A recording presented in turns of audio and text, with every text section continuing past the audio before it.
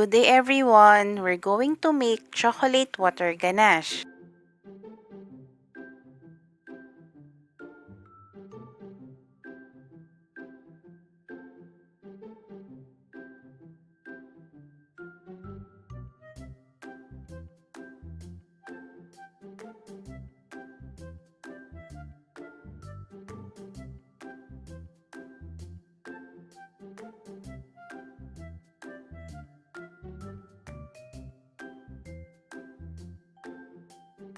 I-melt yung chocolate sa microwave at medium heat lang.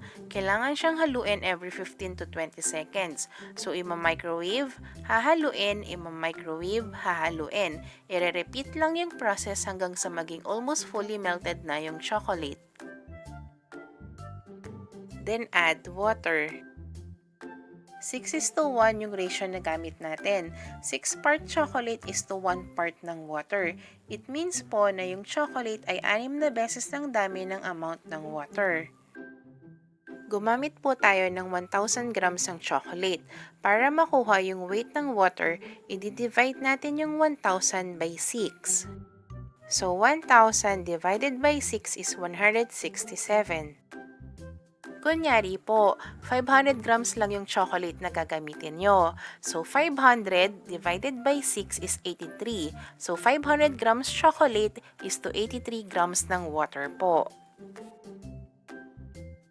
Stir lang yung ganache hanggang sa maging smooth. Pwede siyang ilagay sa fridge for around 10 minutes para mas maging mabilis yung pag-thicken or pag-set niya. Pero ako po, mas prefer ko na gamitin siya right away. Chilling your cake is optional, pero nakakatulong siya para mag-set agad yung ganache.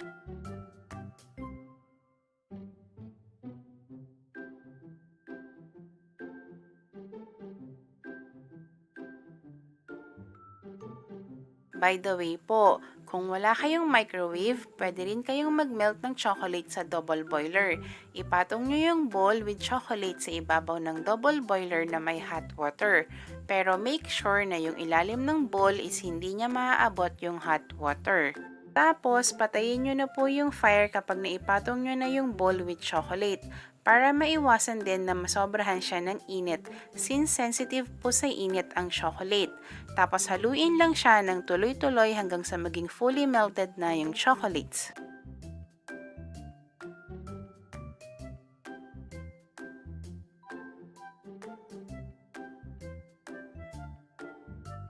Then, i-chill or freeze lang siya for around 5 to 10 minutes hanggang sa tumigas lang siya ng konti.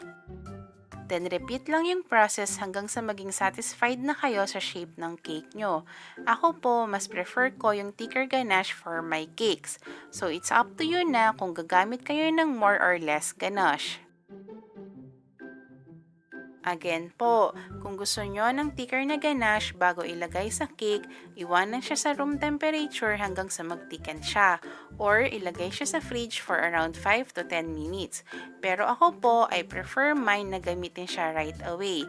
So again, depende po yan sa personal preference nyo. Yung ratio ng chocolate and water will also depend sa weather or working area natin. Kung nakatira kayo sa malamig na country or malamig yung weather or kung malamig yung working area nyo, pwede siyang i-adjust sa 5:1 na ratio instead of 6:1. And one more thing po, kung ang ganache nyo is masyadong oily and shiny, and yes, I'll be honest with you po na madalas din siyang mangyari sa akin, what you can do po is ilagay siya sa fridge for around 5 minutes and then haluin siya ng rubber scraper. Huwag nyo siyang iiwanan sa fridge ng sobrang tagal kasi kapag nag-set po siya ng sobrang tigas, mas mahirap na po siyang gamitin.